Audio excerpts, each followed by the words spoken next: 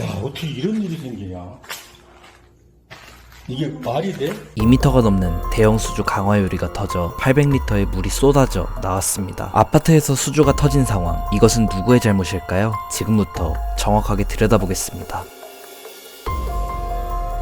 800리터의 물이 흘러나오고 집은 물난리가 났습니다. 140여 마리의 물고기도 약 20마리 정도만 남기고 대부분 폐사했으며 800리터의 물이 쏟아져 나오면서 미층과 그 미층에 살던 집도 천장에서 물이 흘러나와서 피해를 입었다고 합니다. 이 수조는 대형 수조라서 혼자서는 설치할 수 없어 2년 전인 2020년 8월경 전문업체를 불러서 설치를 했다고 하는데요. 이번에 갑자기 수조가 터졌으니 설치한 업체가 책임을 지라고 한 것입니다. 제조사 입장은 800리터 물에 수조의 장비까지 합치면 1톤이 훨씬 넘어간다. 또한 바닥이 꺼지면서 수평이 안 맞아 유리에 균열이 갔다 합니다. 업체는 지난 몇 개월간 거실 바닥이 가라앉는 것을 제대로 확인 안 한 소비자가 관리를 못했다라는 입장이었다고 하는데요. 서로의 의견이 맞지 않는 상황이라 서로 소송까지 간다고 합니다. 영상의 댓글을 보니 수조 크기는 240, 120, 90이었다고 합니다. 크기만 들었을 땐 어느 정도인지 가늠이 되지 않으실 겁니다. 우리가 당구장을 가면 당구 다이를 볼 수 있는데 당구 다이 파란 부분과 비슷한 사이즈라고 하는데요. 수조 용량을 계산해보면 2592리터의 물이 들어가는데 사이즈가 맞다면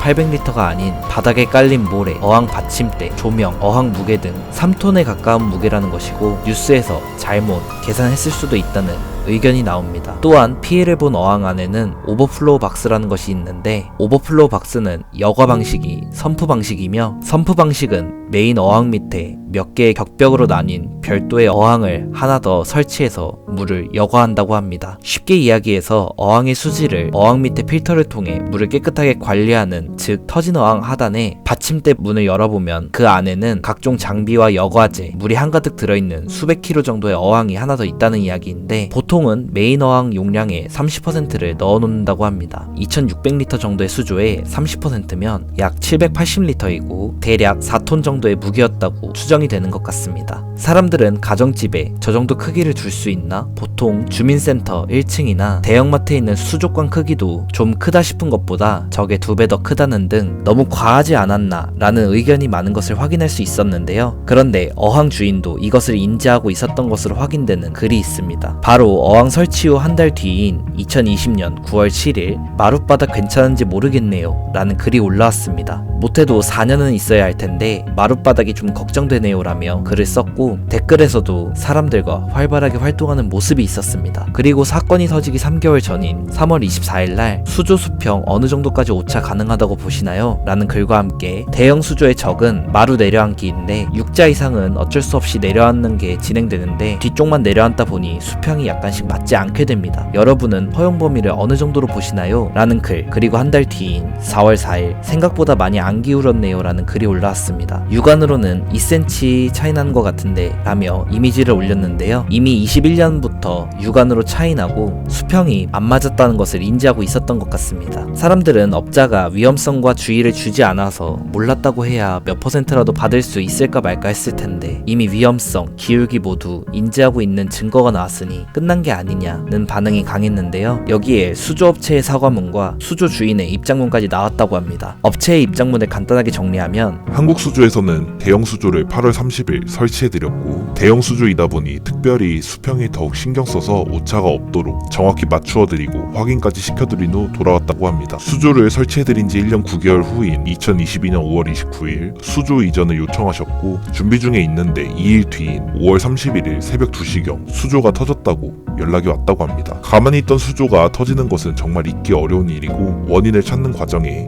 2021년 3월 20일에 바닥 꺼짐이 심해 수평이 깨지는 것이 우려된다는 문자를 보냈고 실측을 부탁드렸더니 0.4cm라고 했다고 합니다. 그래서 수평이 1cm 이상 차이 나면 안 된다고 주의를 드렸고 그 문자가 생각나 사고 현장을 살펴본 결과 설치된 바닥이 2cm 이상 꺼져 있었다고 합니다. 매번 수평에 대해 설명을 드렸고 사고 현장을 보고 업체도 책임이 있다면 책임을 지겠다고 했고 책임을 회피할 생각이 없었다고 합니다. 그런데 수조의 주인은 사고로 인한 모든 책임을 업체에 물으며 아버지뻘 되는 사장님에게 거친 태도로 항변했고 견적서를 문자를 보내어 5,700만 원의 피해 보상을 요구했다고 합니다. 또한 수조의 주인은 업체명과 실명을 거론하면서 여러 물생활 카페에 일방적으로 업체와 사장님을 비방하는 글을 올렸고, 그로 인해 영업상 타격을 입는 와중 JTBC 기자에게서 연락이 와서 이 사건이 보도된다는 통보를 받았다고 합니다. 그리고 22일 저녁 8시경 방송사 측에서 사실적으로 보도하였으나 사장님을 취재한 부분은 축소되어 보도되었다고 합니다. 또한 방송에서 뒷부분이 가라앉았는데 앞유리가 터진 것에 대해서 의문을 제기하자 일반 수조와 달리 프레임 수조는 어느 부분으로 충격이 갈지 전혀 알 수가 없다고 하시는데요. 수조 주인의 입장문은 수조 업체 대표는 수조가 설치된 지 1년 9개월이 지나서 본인은 아무런 책임이 없으니 철거만 무료로 해주겠다는 입장이다. 손해배상 이야기가 나오니 흥분해서 목소리 커지고 말이 안 통한다느니 이런저런 소리 하시던데요. 심지어 철거 전에 편하게 철거하기 위해 남아있는 유리 파편과 바닥재, 여과재를 전부 빼들 것을 당부하셨네요. 사실 뭐 하자는 건지 모르겠습니다. 라는 게시글을 남겼고, 수조 주인의 입장을 간단하게 정리하면